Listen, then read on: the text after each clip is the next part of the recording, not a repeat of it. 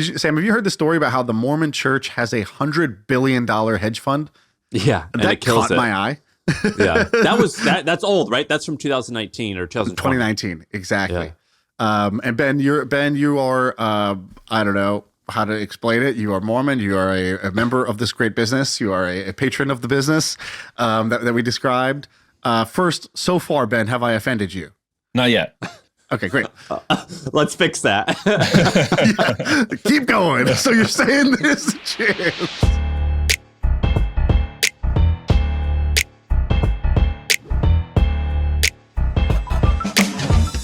All right, we're live. Dude, you're wearing the brightest sweatshirt. It's like bothering me almost.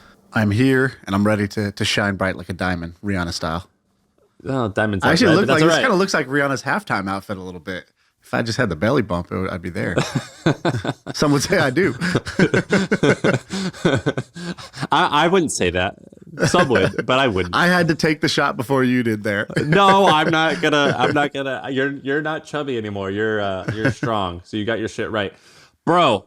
I've got a couple things to cover that are pretty good. I think you do too. Yeah, I'm locked and loaded. All right, do it. What do you got? It's amazing what not running another business will do to you. You have so much time to work on this podcast. Okay, I want to tell you about what I think might be the greatest business of all time. Okay, the greatest business ever. I think this is the greatest business ever, and I'm going to convince you of that. Let's just walk through before I even tell you which one it is. Let me walk through the criteria for a business like this. Okay, so if we were going to describe the greatest business of all time, what would be some of the? You got to have attributes. What would be some of the attributes? So the lifetime LTV, high LTV. So you want a customer around for a long time that pays you for a long time. Okay, great. What about let's say I told you there's a high LTV business, but it's only been around for 18 months. Well, you'd be like, I don't know, not a long operating track record or history here. So you want longevity, right? You want this to be around years. What if I told you this business maybe been around for 1,000+ years? Would that be something you'd be interested in? Okay, let's continue on. Are you going to tell me there's tax advantages too? This business doesn't pay any taxes.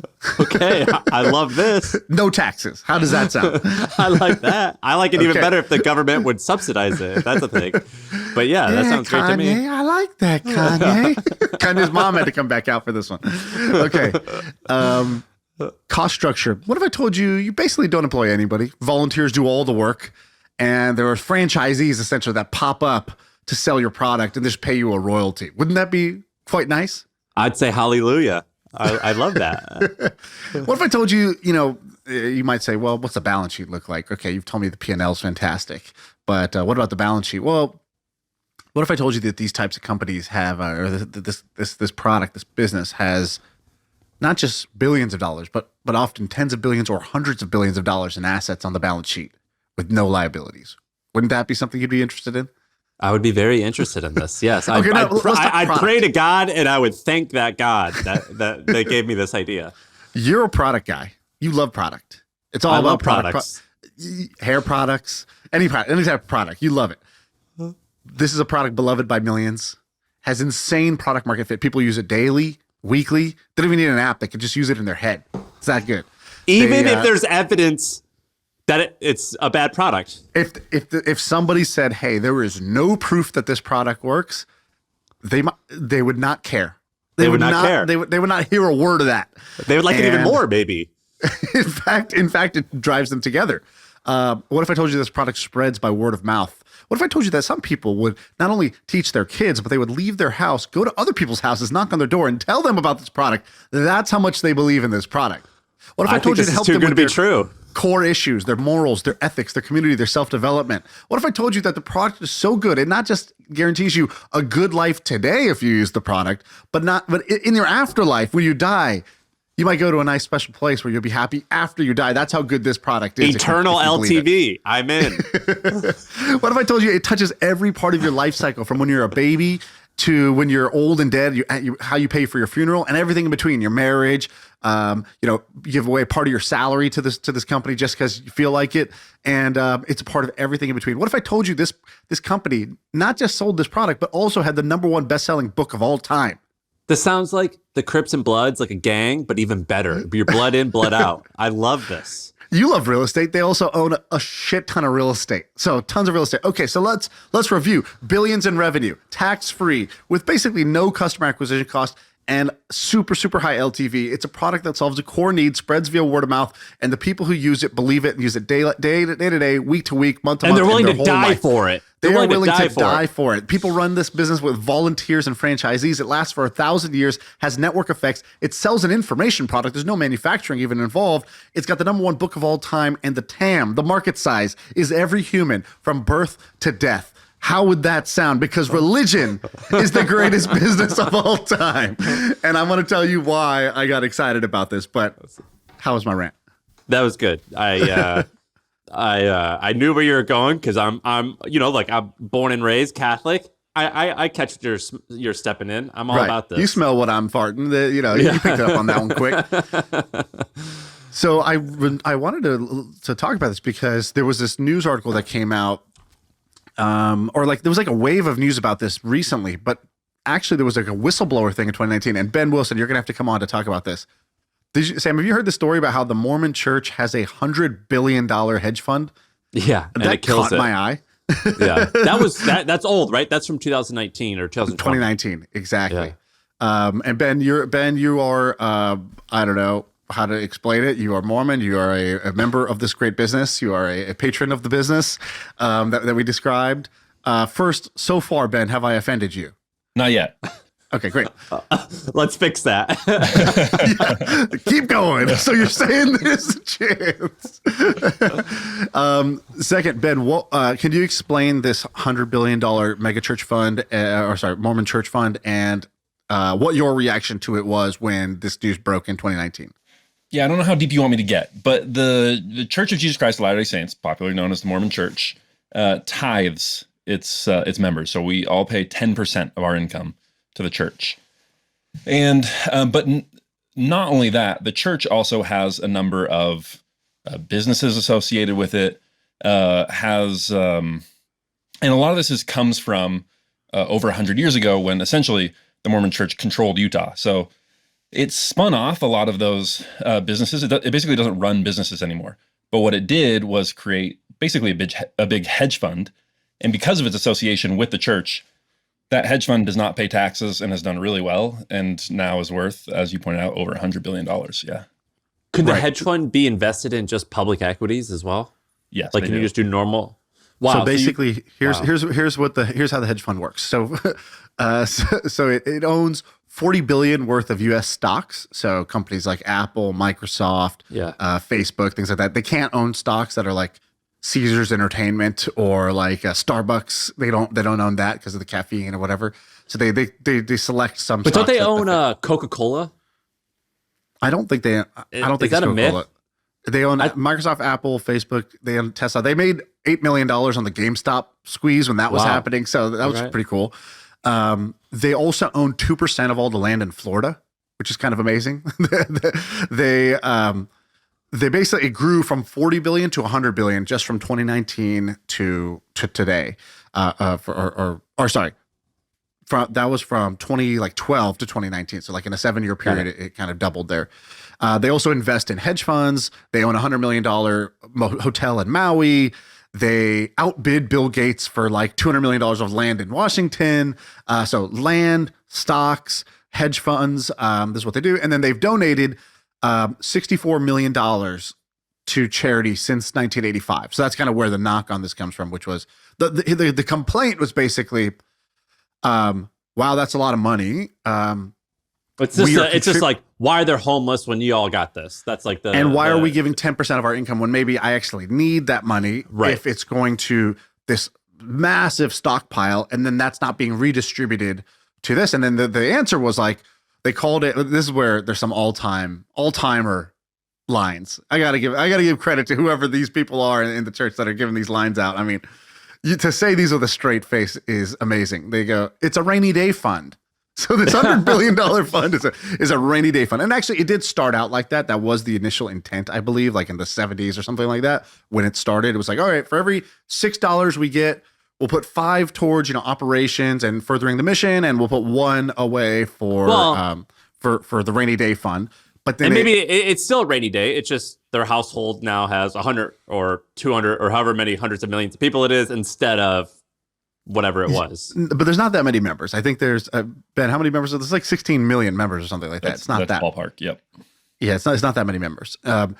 They overall they this thing has just sort of ballooned up, and so I think they don't know exactly how much members contribute every year. One guy said 7 billion in the whistleblower report. 7 billion. There's like some historians who think that's too low. It's probably closer to 30 billion gets contributed in per year. So there's a bunch of like kind of there's a lack of transparency. So that's the second complaint, because not only was this not openly discussed, like that's why a whistleblower had to come out and say, hey, there's this management company called Ensign Peak, and Ensign Peak is getting the money from the Mormon church and deploying it, and Ensign Peak now has $100 billion under management, and they're not being open about this. And they said, well, we didn't want people to know how much money is in there because then they might not feel like contributing. So that was the first line. And the second one was like, well, how come you did it through these like 13 shell companies so that nobody could track, what you were investing in and how, and you bought this mall and you bought this stock. What's going on here? They said, well, we obscured it because we didn't want our members to try to copy Ensign Peak, and maybe they would mismanage their funds, not having the same info that we have. And so these are just like, I just love the sort of the repartee here between people that were running this thing. So I thought this was kind of amazing, and it was just staggering that they've accumulated this much wealth from a very small base of people. And that's why I kind of had this realization, oh man, religion really is the greatest business ever invented. And there's 5 big ones, and then they sort of dominate with the same sort of, they all share these same benefits and characteristics. You're Hindi or Hindu? Is that what, are you nothing? I'm not a believer, but yeah, like most people in India are Hindu. And is there no central hub? There's no organization, like the Catholics or the Mormons have like a crew, you don't got an HQ? I don't think I think it's more decentralized than that. So there's no the church. Nobody says that. I don't know if that means there's not one or what, but there are many like temples that are sort of like the Vatican that get tons of donations and people make the pilgrimage, and there's tons of shadiness around that too, where like we went and you're in line on this mountain to get to the top to see this like statue. And then it's like, hey, $100, cut the line. And it's like the guy who's taking the bribe, essentially, the cut money, he's like a priest. And so they don't even like obscure it. It's like the guy comes down in his robe and is just like, oh, yeah, your family, come here. We want to give you a special treatment. Do you have something to donate? And then you're like, yes. And then he's like, cool. Come to the front of the line. And they found like these guys have gotten raided, and they're like these gurus and sort of like, leaders of these temples. And they have like, it's like, oh, open up your master bedroom. And there's just like piles of gold. Cash. Just like, yeah, just like, it's a gold storage facility. Dude, actually. So I went to Catholic school my whole life. So K to 12. And then I went to another religious college. And so we used to go to church 3 times a week, Catholic mass 3 times a week. It was like Monday, Friday, Sunday till I was 18. And every week your mom and dad write a check, and they like, someone comes around and like collects it. Right. And I remember hearing about this like all powerful God and how smart he is. And it's like, this guy's the greatest, he's brilliant, like he created us, and like, we just came from his hip and all this stuff. And like, we're just magical. Like this guy's magical, but he's really bad with money. He needs more of it. He needs more of it. And he can't get enough of this money, and he's really bad with it. And if he loves you, but look, if you don't give him money, you're going to go to hell where you burn for all eternity forever. But he loves you. And he needs fucking money. It's like, this fucking guy, man. He's like the worst uncle ever. Yeah, he just needs money. He comes scratching his neck. He's like, hey, man, yeah, like, what do you got? I'll take anything you got. Literally, just give me change. You got change? I'll take a change. You got a check? I'll take a check. And now you can even Venmo him. And I just remember being at church every Sunday thinking, this guy, man, He ain't so good with money, but he's all knowing. but he can't. He doesn't know which stocks is short because he cannot figure this out. He needs more money. There's also another little side thing before we get off this religion tangent. Ministry Brands. Have you ever heard of this PE firm? Yeah. Are they the ones who buy software companies for churches? Yeah, they've rolled I brought up them up 30 church-related software businesses, and it does 100 million in EBITDA. So 100 million essentially in profit before taxes, just on this roll-up, which is kind of amazing. I mean, it's sort of a billion dollar church roll-up, which is church software roll-up, which is pretty awesome. All right, I have a story for you. Well, let's stick with scandal and like a negative stuff because I got a good one. By the way, one disclaimer. The product of religion genuinely is great. It genuinely helps people. I'm also just saying that the business of religion, I think, is amazing from a pure business point of view and also a little sketchy to me. But I do think the product is amazing, and the believers, you guys are awesome. And Ben, you're awesome. You're super awesome, and I hope we didn't offend you. You didn't offend me. Still haven't offended me. But I just final word on this, which is kind of the Mormon perspective on our $100 billion hedge fund, which is the leaders of the church, so like the prophet, the apostles, their salaries got leaked by some people who were disaffected members of the church who wanted to make them look bad. Tell me more. What you got? You guys want to know? You guys want to guess what the salaries were? 300,000. That's pretty good. Close. I would have guessed 200. 200. Also close. 170. I haven't checked. I believe it was $170,000 a year. And they get like a car, which is usually like a Toyota Highlander. And why a Highlander? That's like the so specific. Is that like pious? That's like they've decided. No. They just own a bunch of Toyota stock. There's no cup holders. Can't put soda. Can't put soda in it. My dad was one of these people who was getting this. He was a clergy, so he's a Stanford MBA. Was making a bunch of money.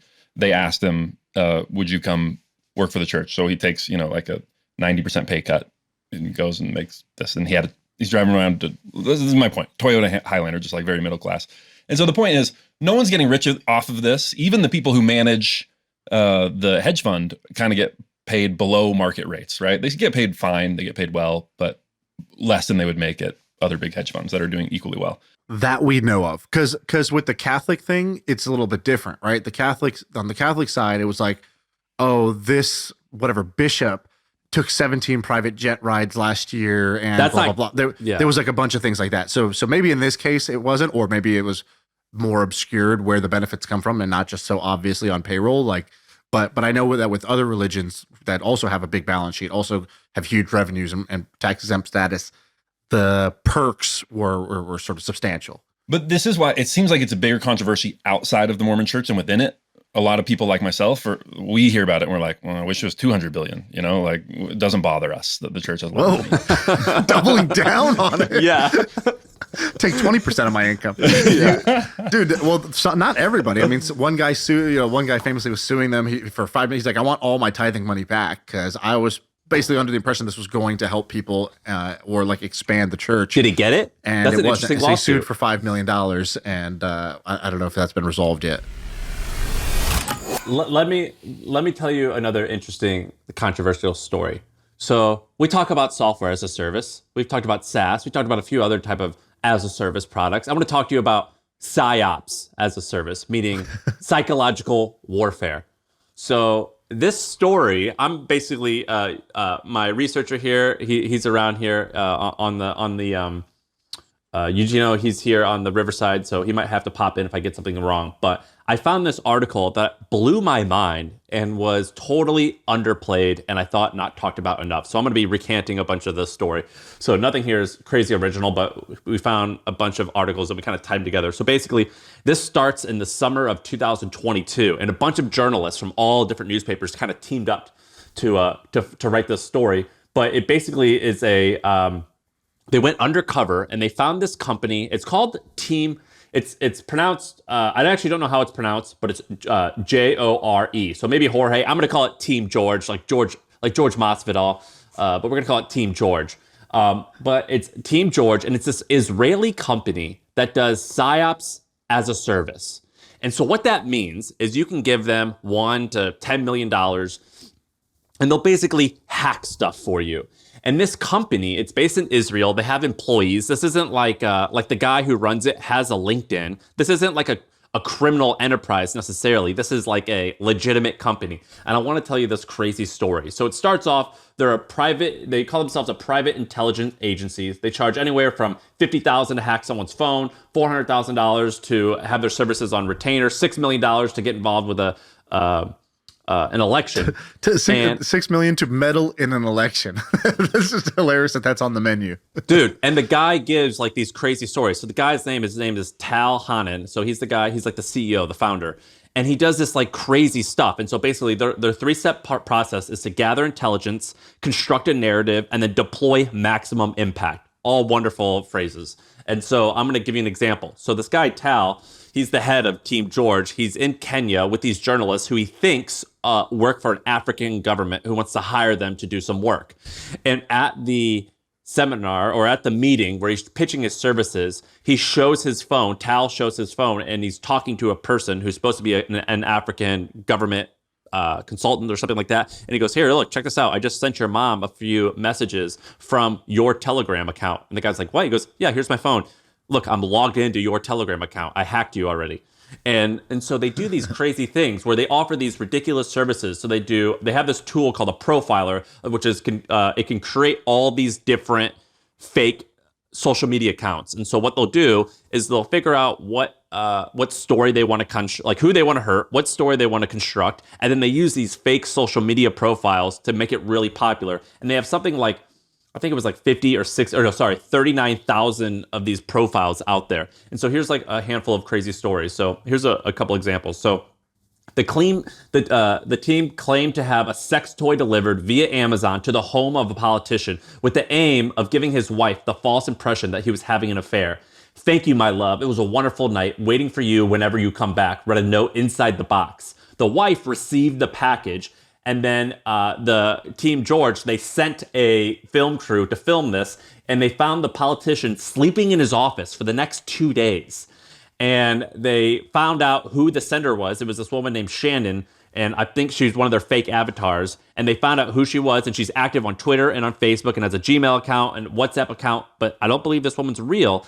And her Amazon card was connected to a digital wallet, so they could like track all of this. And so that's like an example of the things that they do. Another thing that they do is to prove the journalists to prove how powerful these guys are. Do you know who Emmanuel the emu is? Do you know who that is? No. Have you heard of that person? No, who's All that? right. So there's this TikToker, this lady who's got a TikTok, and she's wonderful. I followed her forever, and she has an emu. You know what an emu is? Like an ostrich-looking thing. Yeah. Like a pet emu that went viral on TikTok, and she talks to the emu, and his name's Emmanuel. Well, the journalists asked Team George to make it go viral that Emmanuel was dead. And so overnight, they did that. By the way, they started, really weird request by the journalist. What the hell were they thinking? I don't know. It's just weird. They're weird. Super strange choice. Makes zero sense. And it got to the point was where this woman who owns Emmanuel, the emu, who I follow, I love her. That's why I found this article. I saw the story where they're talking about Emmanuel the emu. I love Emmanuel. I know all about him. I own an Emmanuel the emu t-shirt. And they, for real. And they, like she tweeted, today I saw online that RIP Emmanuel the emu was trending on Twitter. So I just want to let you know I ran outside to check what was going on. He's totally fine. I have no idea why this happened. Right. But this company, they like create all these crazy stories. Well, they'll be like, hey, you know, one company will be like, hey, the CEO of this $1 billion company, we need something bad to happen to them.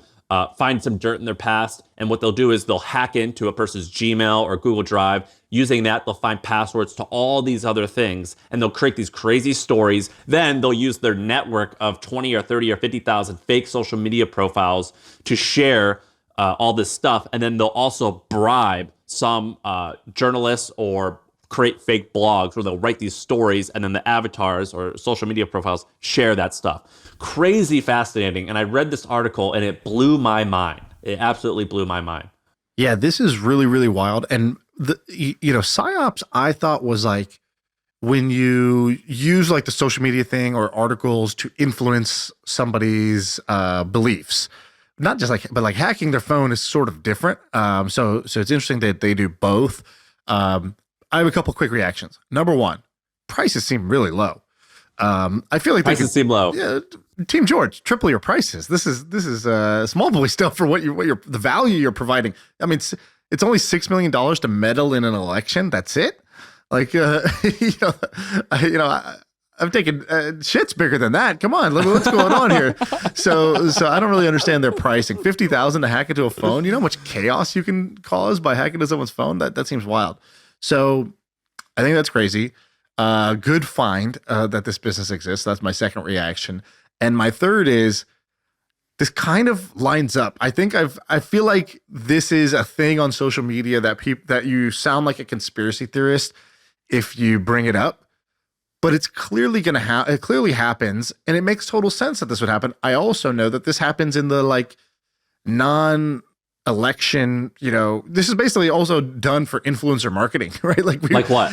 Like we've talked about my buddy Steve Bartlett and how he used to own a huge number of Twitter pages, and he would own pages that had nothing to do with anything. It'd be like, Hermione's favorite books. It's like some Harry Potter fan page, and they would have like freshman problems. They would own that page, and like things I overheard in Manchester. They would own that. So they own a bunch of things that if you were like a 14 to 21-year-old in the United Kingdom, you followed probably 4 to 8 of their accounts.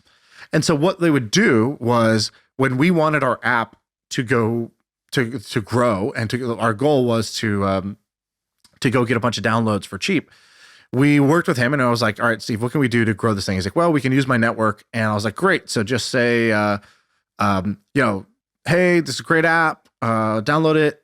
Blah, blah, blah. Here's the link. And he's like, just looked at me like, okay, get out of here. Get out of the room, Dad. Like, you don't understand. And he was like, yeah, we're not going to say this is a great app because nobody cares. And that looks like an ad. We're going to say like, my mom's reaction when she sees me checking Bebo for the 43rd time that day, and then it's a mom slapping a kid. I was like, ooh, well, I don't think that's a good image for a new app. And he's like, no, he's like, do that, and then be like, when my notifications blown up because of this annoying effing Bebo app, and it shows 47 notifications. I'm like, but you're calling it annoying. That seems bad, right, Steve? He's like, no, when somebody sees that there's an app that has 47 notifications, they want to know what it is, and that you're complaining about it makes it look like not an ad. And I was like, but then where are you going to find the link? He's like, I put the name Bebo in the thing. They'll go, they're going to look search for it. And he's like, then they'll search for it, and then they'll find it, and then they'll share it because they saw 7. He's like, when you hear 5 people talking about something on social media, the same thing in a day that you hadn't heard about, it feels like everybody's talking about it. And that was his core insight. We called this the Thunderclap, and we did it, and we ranked number 1 in the App Store overall apps. Thunderclap is like the name of getting popular? Yeah, that's what we call it. When all the accounts start talking about it at the same time. God, that's a great on name. The same day. Yeah. Thunderclap? Who made that up? You make that up? Well, I used to say that when if your thighs get together or something like that, it's a thunderclap. And I just decided to reuse it for a better purpose now. So for when your thighs get together, just messing around. We made that up, but I think it is actually a social media term. I remember looking it up because I was like, oh, this is genius. What do you call it when all the accounts on the same day just flip on and start organically talking about something? Like, what is that? And some other person had made that up, so I stole that name off them. But basically, that's what these guys were able to do. And he used to, and we've talked about this before, so I'm repeating a story here. But like, he gave a talk once on stage and goes, "Watch this. This is whatever. I've made up a name like Freddie DB. Freddie DB." He puts a slide on the screen of him wearing like a Manchester United uniform, and he goes, "Freddie DB just signed with Manchester United for $72 million. One of the craziest contracts for a prospect who's only 17 years old." But the thing is, Freddie DB doesn't exist, and he never signed a contract. But watch this. We're going to make this go viral. Just by the end of my talk, this will be trending on Twitter. And oh my God. He nodded to one of the 19-year-olds that worked for him off stage. He goes, launch the missile.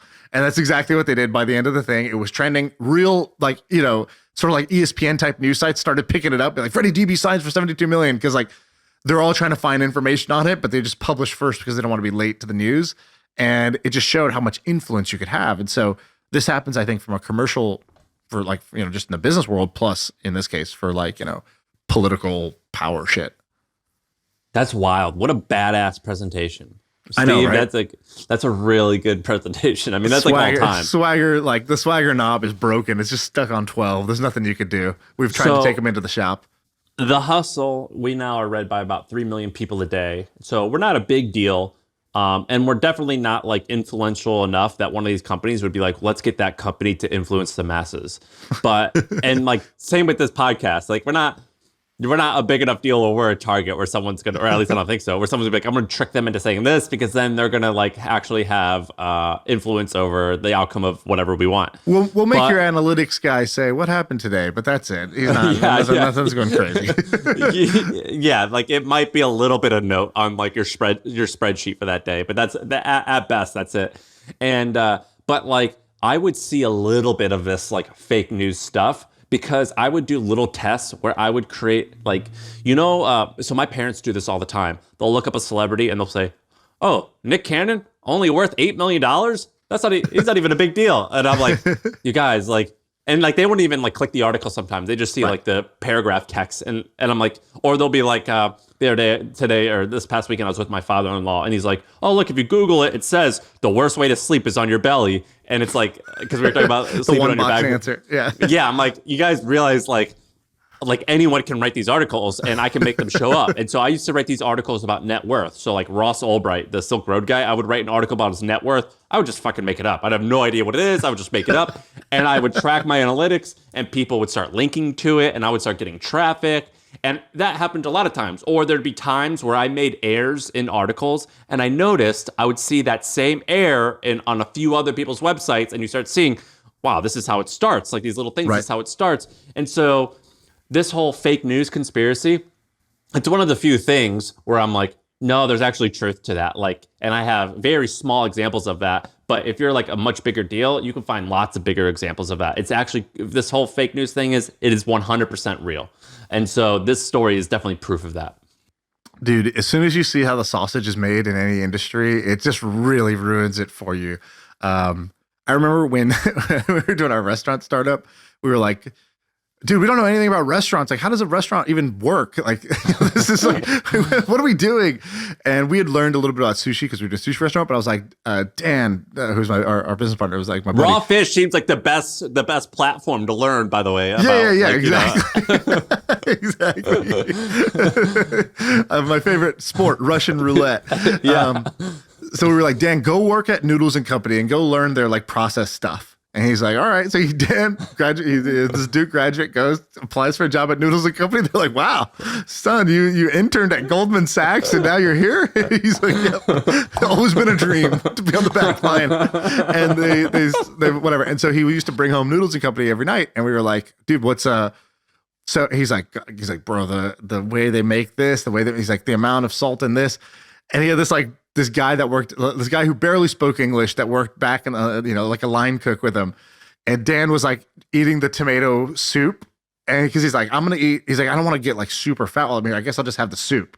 So he's like put the soup in a bowl and the guy just like knocked it out of his hand. He goes, no, don't eat the soup. He's like, too much salt. And he's like, he showed him like when they make it, they just like take a salt thing and it's like, is it measured in grams? No, it's measured in seconds. What do you mean seconds? It's like, how long do you hold the lid with the can upside down, pouring salt? And it's like 17 seconds worth of salt.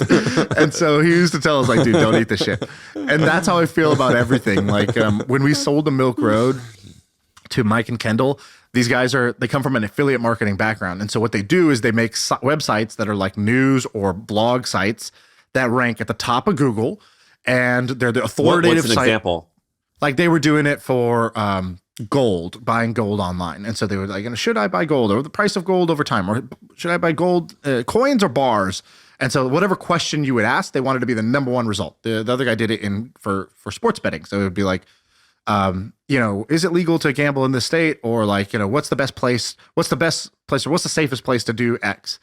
And so they're good at doing this on Google. And so as I met them and I was like, okay, so who else does things like this? And it's like, dude, have you ever Googled anything? Like every top result in Google is the same model. Like, oh, you're worried about that, whatever, like that thing on your elbow? Yeah, Google that. Oh, you found Healthline. Cool. Yeah, Healthline seems like a great website, right? Super helpful for you. You're making a medical kind of decision on whether to worry about this or not off of Healthline. It's owned by an SEO company. I think Red Ventures. Red Ventures. Yeah, it's like, oh, this rolls back up to Red Ventures, and so does this credit card website, and so does this other thing. You want to know what's the best credit card? Don't Google it. You want to know what's going on with your health? Don't Google it, because not only is their model that they're just going to write whatever's going to rank, and then when they rank, they're going to promote whatever they get paid on as an affiliate. And they'll try to say, no, we just say that what's the best. And if they happen to be an affiliate, they happen to be an affiliate, but we don't let that affect our editorial ranking. Yeah, right. Bullshit. That's how you make your money. You're going to promote the things that'll pay you a bunch of money.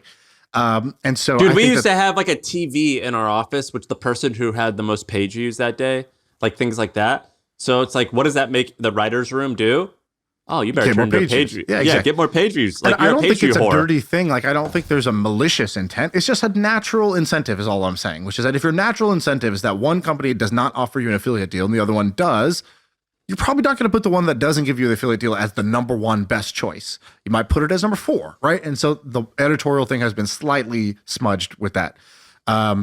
And so you see this with everything, and then you're like, okay, cool. So who's writing these articles? It must be like you guys have all these doctors on staff, or not a chance. It's an SEO specialist from Upwork. Yeah, exactly. This is Jorge, and he is the guy writing our best articles, and we pay him $19 per day.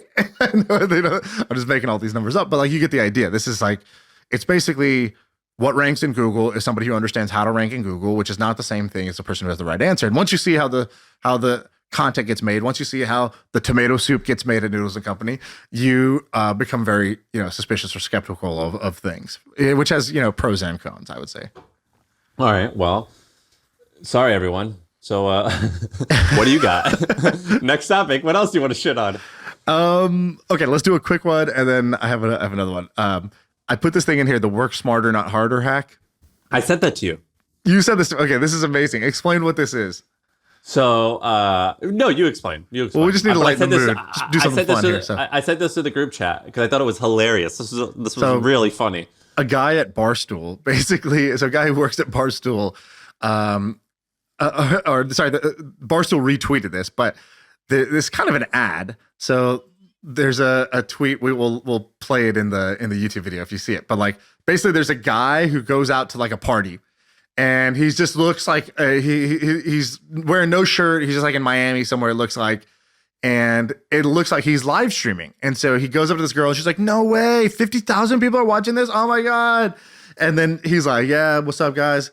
Oh, they want to know what's the craziest place you've ever been? She's like, she's like panicking because 50,000 people are watching. And then she's like, how are you so famous? Yeah, and he just like doesn't answer or something like that. And then he just does. It's a montage of a bunch of people reacting. He's like going into the club, and he's like, yo, what's up, y'all? We're at this place, and the guy's like, hey, yeah, go ahead, VIP. And so basically, it's all fake. It's just a fake live stream screen, and so it just looks like you're live. It looks like you're on IG Live. It'll say live. It'll show 50,000 people are watching this. The comments are flooding, and you look like you're some sort of celebrity. But that's all the app does. It's called Parallel Live. I think it's a real app, by the way. It's real. I'm on it right now. Yeah, by Big Brains LLC. Work smarter, not harder. That's like the whole thing. I try not to get jealous anymore, but I'm jealous I didn't think of this app, to be honest with you. Because, by the way, I did this when I was younger. We did a version of this that made sense back in the day where we paid a guy to walk around with a camera behind us like we were on a reality show, like an on-the-shoulder camera. And we were like, dude, I bet you, we won't need to do anything tonight. We don't need to pay for stuff. We don't need to approach people. We don't need to wait in line. Watch. And it sure enough, it played out completely that way. And so I was sort of onto this idea, more than 15 years ago now. And I think this is so smart. What a great idea. Dude, my best friend, Neville, so you can Google this. So Neville Medora, so Medhora. So Neville Medora, 1 year during South by Southwest. So Neville's Indian, but he's from whatever part of India he's from, he looks Persian.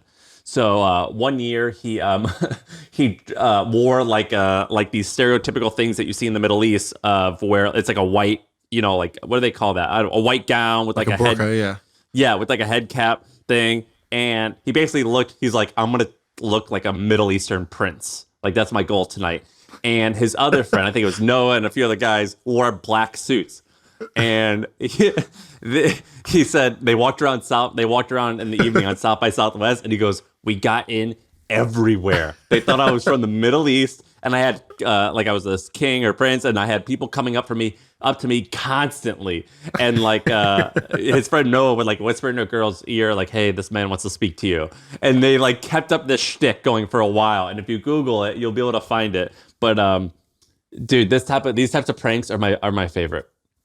What's the play the clip? Sometimes you just want to do hood rat shit with your friends. But I wanted to do hood rat stuff with my friend. That's what this is. This is a app that lets you do hood rat shit with your friends. Parallel Live, genius. Big Brains LLC. I went and looked at what other apps they've made. There's one thing Like called a relationship one, right? a relationship tracker, and it's got 17 ratings and 2 stars.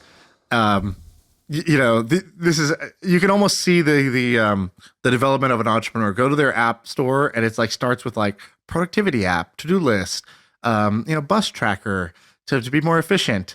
Something that helps you save your favorite memories with your family, and then it starts to become like hot or not, fake live stream simulator. Get laid tonight. Yeah, exactly. That's like, it's like eventually you stop selling what you want people to do and you start selling what people want to do. I can't find this client info. Have you heard of HubSpot? HubSpot is a CRM platform, so it shares its data across every application. Every team can stay aligned. No out-of-sync spreadsheets or dueling databases. HubSpot. Grow better. All right, let's do one more thing. What do you got? You have one more? I had a fun meeting I want to tell you a little bit about. So I went and met up with James Currier, who is an internet OG. I know this guy. I like him. He runs something called NFX now, which is a big fund, they have like $1 billion. He's at 1.2 billion under management or something like that. Oh, I didn't know that big. So it's Wow. grown a lot. Back in the day, he started a company called Tickle. Here's another example of you start by doing what you think you should do, and then at the end you give people what they actually want. So Tickle started off doing psych quizzes. So it'd be like I forgot what's that thing called, Briggs-Myers and Myers-Briggs or whatever that shit is. I think it was originally for like which jobs are you built for or something like that. Yeah, things like that. It was like trying to like help you figure out what career you should do, blah blah blah. And then the thing that went viral was, what dog breed are you? When you take a quiz, it's like, you're a husky, and you're like, oh, that's so cute. I'm gonna tell all my friends about this, and it went super viral. And then they started making more and more silly quizzes. Eventually, they sell the thing for about $100 million to Monster. Or kind of like a great win in the early internet days, and then they did a bunch of other things. So they kind of like it invented a little bit of the internet virality. If I remember correctly, your old boss Michael worked with them, and I think like Rick Marini was there too. Who Rick Marini now owns? What's the gay dating app that went public? Grindr. Rick Marini owns that. Yeah, well he owns. Well, he didn't start it. No, he didn't start it, but Rick Marini owns or founded the PE firm that eventually bought Grindr, and I think they either took it public or they sold it to someone and it went public, something like that. But it was like a pretty big deal. Yeah. So these guys are all about, they've been doing this from the beginning, and if I remember correctly, like they invented little things that we like take for granted today, or things that don't even work anymore. Like for example, enter in your Gmail here, and we'll email all of your friends to ask if they also want to join along this thing, and they grew that way. They basically were like kind of they were early to the viral game, and so they bought Michael Birch, who was my former boss and then investor. They bought his first social network, Ringo, and the way Michael described it to me was, he's like, I built this social networking thing. It grew to like 300,000 users, which was like really big at that time in the internet. Like that was like a big internet thing. He's like, it was costing me so much money to run it. Pre-Facebook, didn't know what to do with it. Nobody thought social networking was going to be a money-making thing. It just seemed like a kind of time waste. He's like, so they offered me a couple $1 million. I sold it. I worked at Tickle for like 9 months or something like that. And then I was like, I learned a bunch of things through sitting in an office with these really smart people. And when my earnout was done, or my non-compete was done, I went and I was like, now I know how to do this right. And he built Bebo, which got 1 million members in 9 days using everything he had learned during that period, and ended up selling for $850 million. And so, they kind of were all this cluster of people that were doing the early address book imports and how to measure virality with the K factor, that sort of thing. So I go meet with James, and what was the premise of the meeting? So the premise of the meeting was just catch up. So he knew that I sold the Milk Road. He was like, what do you think about doing next? And I was like, I'm not sure. Let's chat. So he invites me down to Palo Alto. And so it could have been a Zoom, but I was like, no. Shaan's leaving the house today. Let's go meet belly to belly here. And I think it's going to be worth it. Totally was worth it. So I go down there. First thing I noticed was like, his office is right on like whatever, like University Ave or whatever that is in Palo Alto, where it's like everything is there. It's like right in the middle. So I just kind of noted that observation. I was like, oh, that's interesting that he like made that choice. Could have been somewhere else. BDE. That's big dick energy. Second thing was there wasn't really anybody else in the office, but like he was there, and I think other people maybe working remote. So we sit down, we start chatting, and I wanted to give you some of my notes from this thing. So the first thing is, have you ever met him before? Yeah, he's like he's really nice and can have a conversation, but he's like a quirky, not quite. I wouldn't use the word eccentric, but he's just like he loves this network density stuff and this like sharing stuff. I don't know. He's very academic almost about it. Personality wise, he's got a great vibe. Like he's very lighthearted, and he's doesn't warm. take himself too seriously. Like, I even wrote this. I emailed him afterwards, which is a little life hack, by the way. I emailed him afterwards. I was like, here's my notes from the meeting.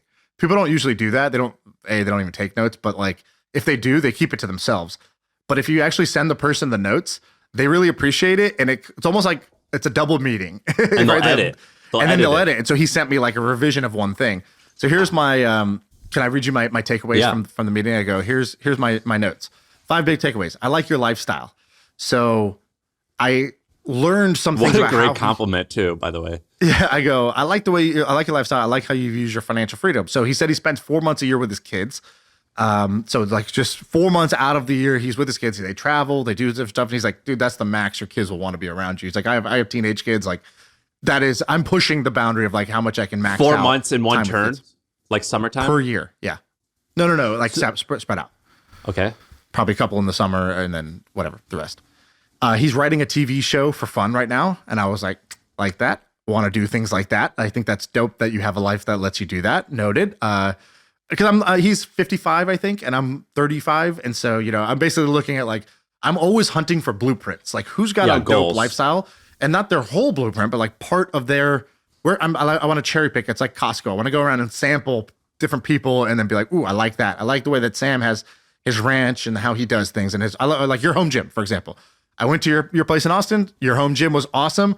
And then I came home and I was like, Sam, what'd you use for the floor? What'd you buy for this? How do you get the leaves out? What do you do this? And you gave me the thing, and I recreated that with a 10% change in my own How's it house. going? Is it awesome? Oh, dude, it's amazing. Yeah. And so like, that's good. That was what I stole from you. And then did you get the cordless leaf blower? The leaf blower's dope. It's also a great party trick, by the way. People are just like, people love it. But it's super effective. It's way easier than sweeping.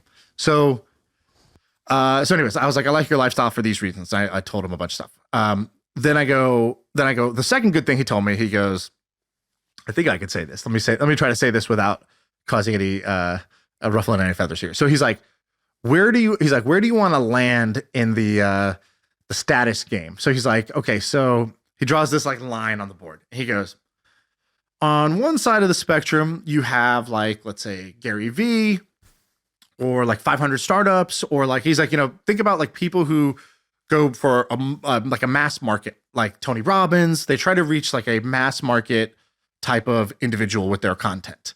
And then that becomes their audience, that becomes their deal flow. If a really popular person sends me like, oh, here's a startup I got pitched, I'm like, he's like, I kind of know where that's going to be in the quality filter, versus if Sequoia or Benchmark sends me a deal, like I know where that is in the quality filter. That's on the other end of the spectrum. They have a much more niche audience. They're only creating like NFX. He creates really niche content that's for like an A+ founder who's trying to build $1 billion company using network effects. And so and his this is goal is to NFX. only You're referring to NFX the blog or NFX their customer base, or both. or Like what? the blog is to attract a certain type of founder. He doesn't need 1 million hits on a video. He needs like the right 100 people to read the thing, Right. So that they think about NFX and they learn from NFX. And so he's like, where on this? You're making content, but who's your customer? Are you more like McDonald's, or we're like say a Michelin star restaurant? They're like McDonald's.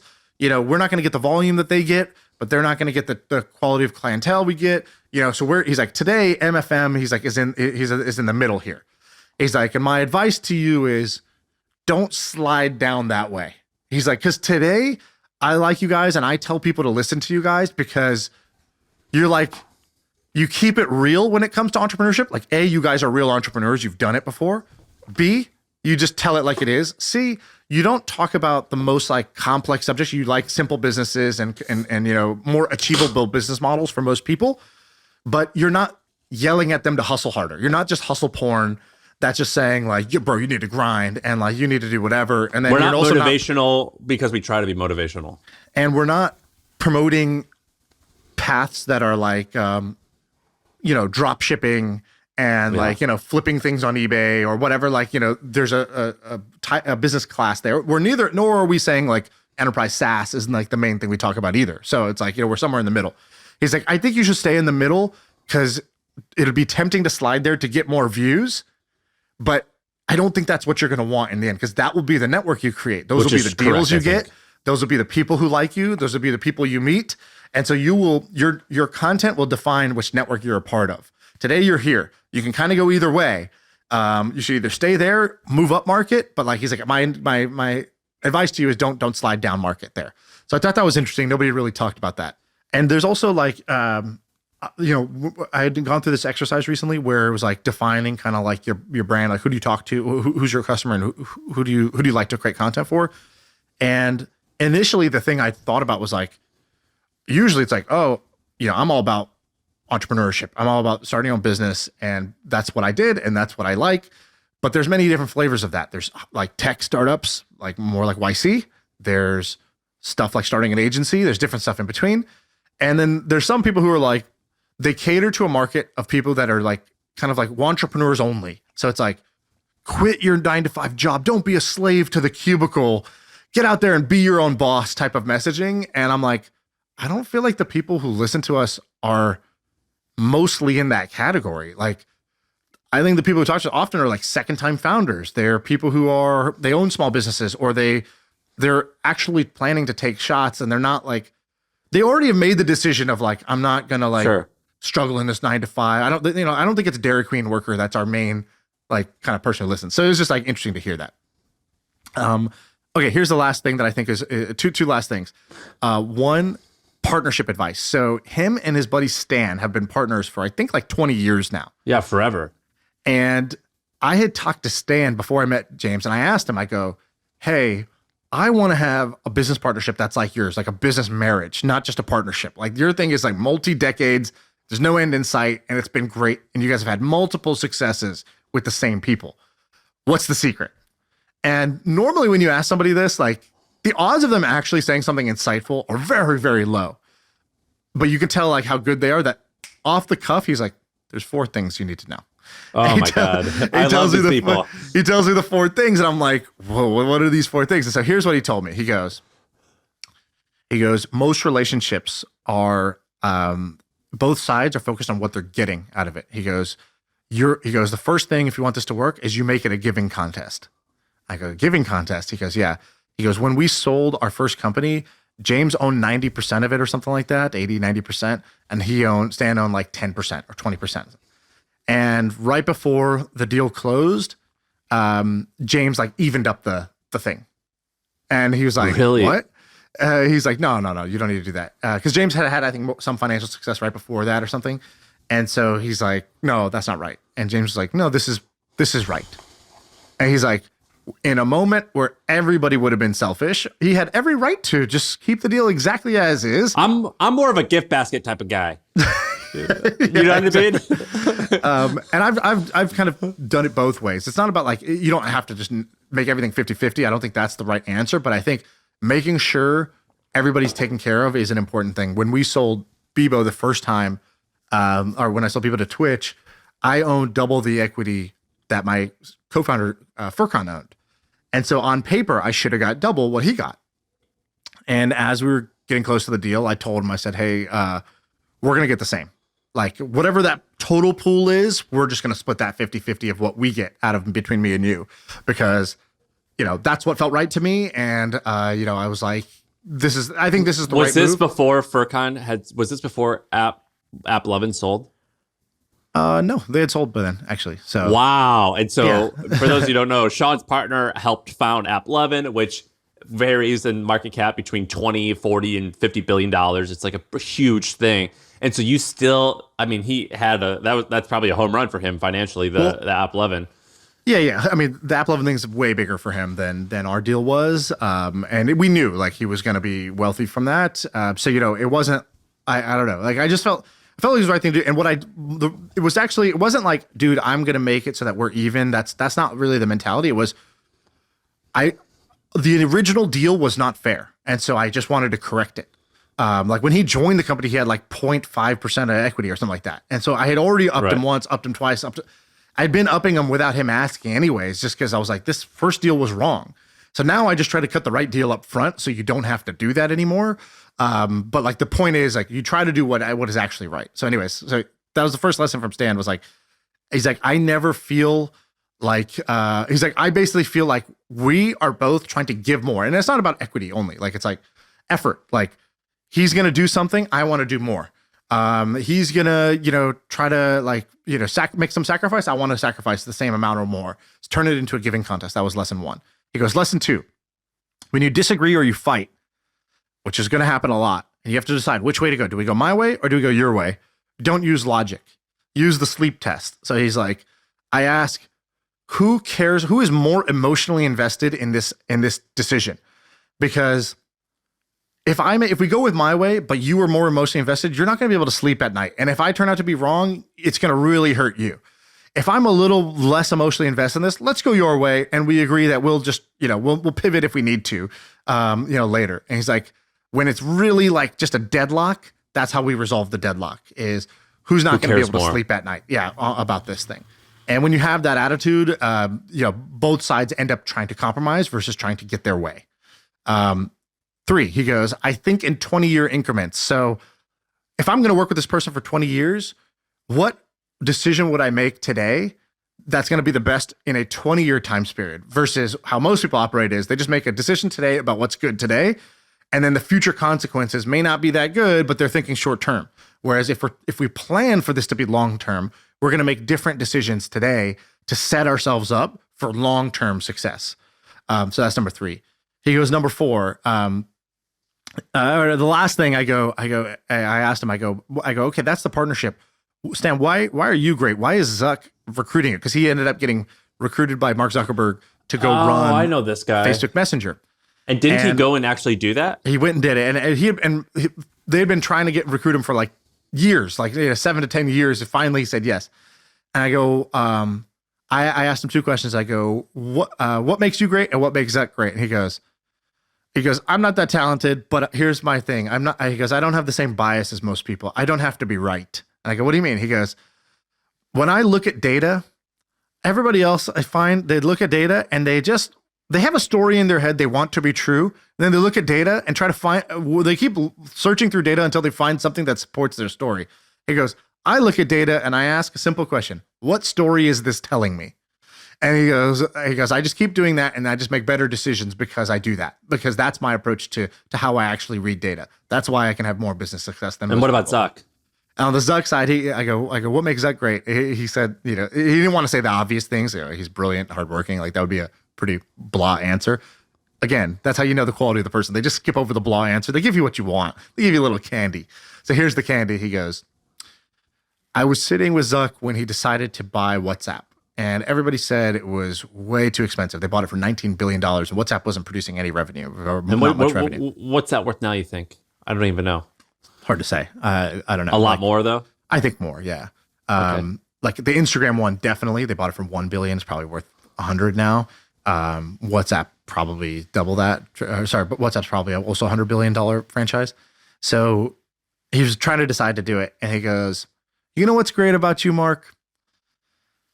You're lucky. You're smart enough to know that you got lucky once and you found lightning in a bottle with this when social networking was going to be a thing. But you're smart enough to know when somebody else got lucky too. And he goes, you are smart enough to know that this messaging thing was like, this was the big winner of this era, and these guys got it, and you need to pay whatever effing price you have to pay to get it, because there's only going to be one. The way that there was Facebook, like there was only going to be one big winner, right? And you know that you don't think you're so genius that you're just going to outcompete everybody and beat everybody at everything. Like you can recognize when somebody else got lucky too. And I thought that was just like a fun answer for Did the answer. He say that he liked great. work? Did he like working with Zuck? He's not going to tell me if he hated it. And but the actions speak louder. He's been there for quite a while. I think he just left this year, and so I think he was there for like 7 years or something. So how did this guy run NFX Labs while working at Facebook? He didn't. He just worked at Facebook, and he came as an advisor. And then James was like, again, no problem. Go do that. Take the big fat check. I'll run NFX. You keep your partnership. Dude, how much does a person like that make? Like, if you're the head of a Facebook person, a Facebook business, are you making over 10 million a year? I have no idea. Yeah, for sure. You think so? For sure. Wow, I have no idea. I say for sure, like I know. I don't actually know what he was making, but I would be stunned if it was less than 10 million a year. I think it's probably closer to 20 million a year. That's so much money. That is so much money. There are people at these companies that make $40-50 million per year. Because they had stock grants early on and they just stayed there forever? Not the early on type person. Like they'll get a package in 2019 that at the 2019 prices is going to pay them $20 to $40 million a year. They're usually like the top AI guy, because they're like, look, if this top AI guy leaves and goes to another company, not only do we lose this talent that's kind of irreplaceable, but then Google gets them, and then now they have a problem. So like Google has published some of these numbers about guys who are making like $30-40 million a year. I want to have I don't know if this has to be anonymous or what, but I want to have a conversation with one of these kind of OG guys who saw the Twitter, Facebook, like some of these companies get created, Google, like get created because, they're around, they're probably only 50 or 60 years old. The people who saw Google, like who are a little bit older when Google was getting started. I want to ask them all stories about that and just what's it like being around some of these people, and what are some of the stories around when it was getting going. Like you hear these crazy stories about, like, I think we had someone on here talk about eBay, and they're like, I joined eBay when we were 50 people, and they were just explaining what like the day-to-day office life was when you're adding 50 employees a month or 50 employees a week when you're only at 50 people. And right. Because this type of stuff doesn't truly exist anymore, because the playbook for a fast growth company is it's not entirely made, and there's still companies like Uber that are recreating it as they go. But like there's a story there and you have a history. But if you're Google, you're a little bit of a pioneer, and you're like, I don't know, man, how do we add bodies to this problem? I don't know. But anyway, I want to get some OGs on to tell those stories. Yeah.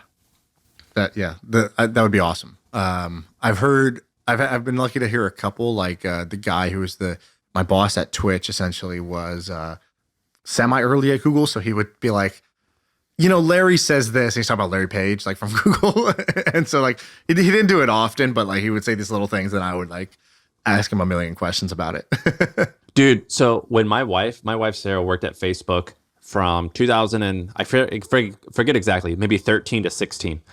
And during that time, Facebook, I think she joined at like 5,000, and then when she left, they were at like 50,000, something crazy. And during that time, Zuck would do these meetings every Friday in like an auditorium or in a cafeteria on Facebook's campus, and any employee could show up and just ask him a question. And they would also stream them. And every once in a while, I would like look over her computer and watch her streaming these conferences. And there'd be like 50 or 100 people in the cafeteria asking questions to Zuck. And I'm like, Sarah, you are crazy. You should be in that cafeteria every single Friday. Like, this is like being around like John Rockefeller or like Teddy Roosevelt or JFK. Like, this is like a pretty big deal. And if you just ask an interesting question every Friday, maybe eventually he'll say something like, Sarah, it's nice to see you again. You know, like, why don't you just come talk to me afterwards and we could help. Maybe you could work on that. Like, I Sam's was like fan fiction. yeah, I'm like, Sarah, creating then this he'll story sleep with you, and then I'm like creating this story in my head of like what could potentially happen, and it never you guys happened. bump into each other in the elevator, and he says, Yeah, like, you're you know, you have, Sarah, like, right?" You have like a meet cute in the cafeteria, and he like says like nice shoes, and like you already know "Sarah, that you he got like a boyfriend I want to hang out with. Maybe he'll follow you on Instagram. Who knows? And maybe you're posting a bunch of pictures of me, and I just so happen to like the same hobbies as him. I don't know. I haven't thought this through already, but like, like I had this whole playbook, and she didn't do any of it. And instead, we just had a traditional fall in love marriage and all that boring shit. She's like, "I'm gonna go to a yoga class during the all hands." Yeah, we could have had a throuple with Zuck, but no. Well, dude, this is one of the other things that James was talking about, actually, like to kind of actually relate to that. He goes, I asked him, I was like, I asked him about his office. Remember, I told you, I was like, I noted that he was here. I go, why'd you get an office right here? He's like, I mean, it's a no-brainer. He goes, I made one mistake when we sold Tickle.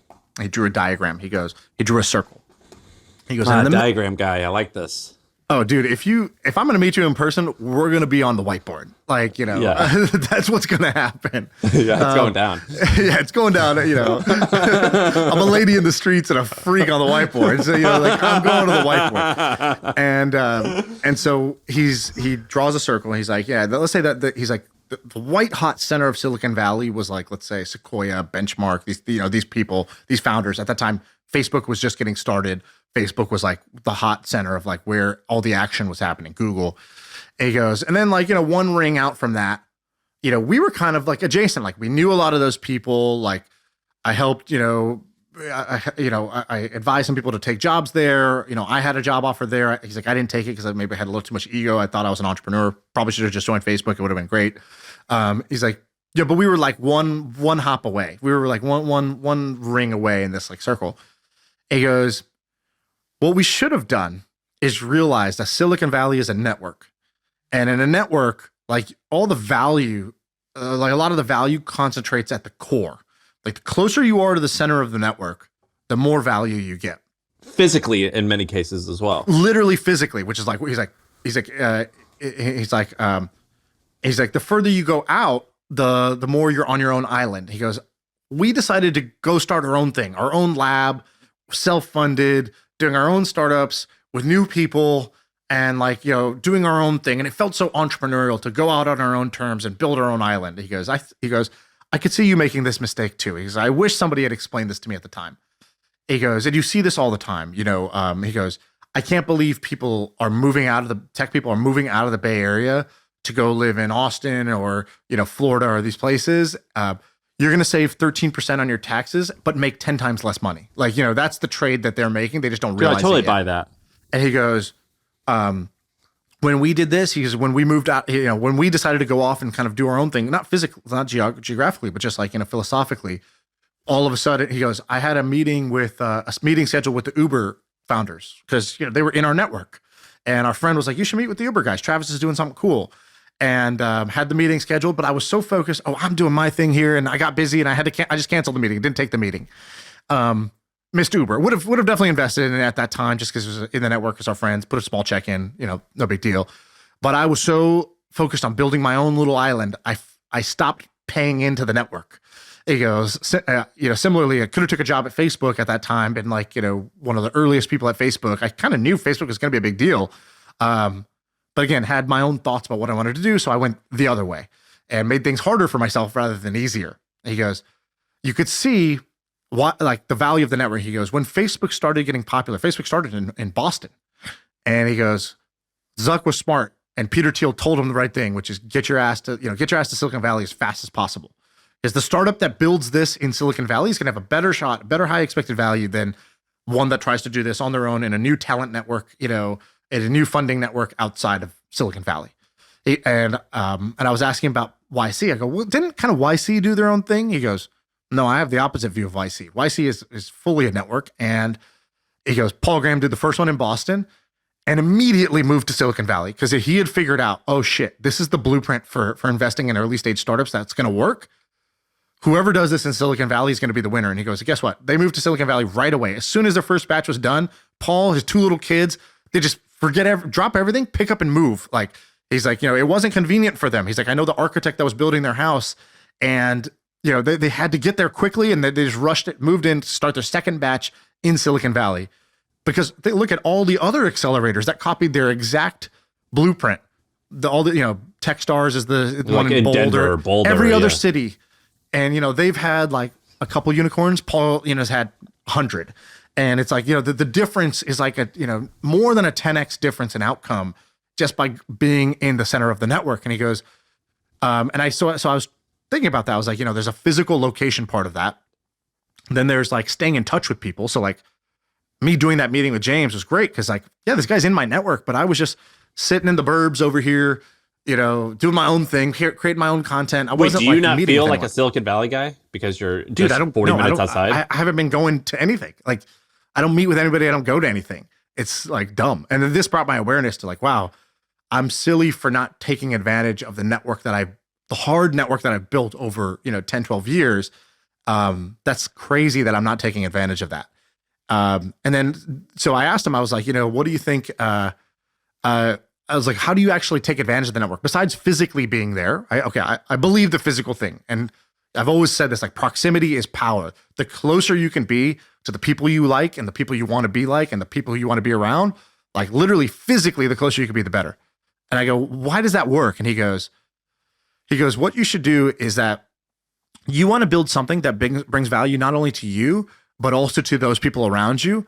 Also, you want to be like an API. So like, when Twitter is a product, they create an API that lets other people like read the Twitter stream, create apps that help Twitter. Like they Which basically makes Twitter stronger. It makes Twitter stronger. He's like, you want to be like an API. You want to tell people how they can plug into you. Where can they get help from you? How can they give help to you? Like, if we know that Andrew Wilkinson buys internet companies, then when we see an internet company, we talk to some guy who's like, yeah, I'm thinking about selling. We'll make that introduction because Andrew has an open API. He has made it clear how somebody can interface with him, how somebody can help him, and how he can help other people. He's made it clear for those founders, hey, if you want to exit, I'll buy you out.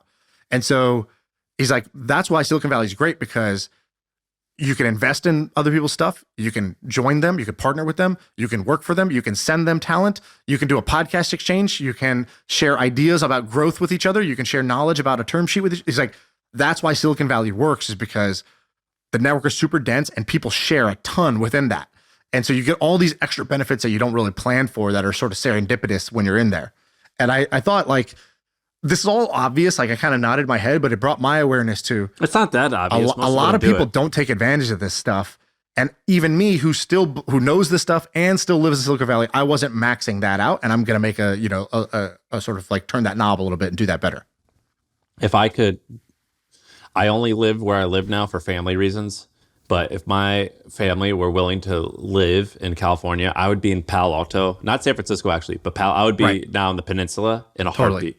Totally. 100%. I would be there in a heartbeat. I think it's the greatest. And people say like, well, it doesn't matter anymore. I'm like, well, maybe like currently it doesn't matter that much, but things that maybe in the 6 or 12 months it's going to be happening. But I actually think it is kind of happening still a little bit. But I think New York and Silicon Valley are a little bit even actually now, whereas for years they weren't. But still, Silicon Valley I think has a much better you have a much better existence living there. But I would be there in a heartbeat if I could. If I was a single guy, I'd be there tomorrow. Right. Cool. All right. I think we went a little over, but That's it. that's it. That's the pod.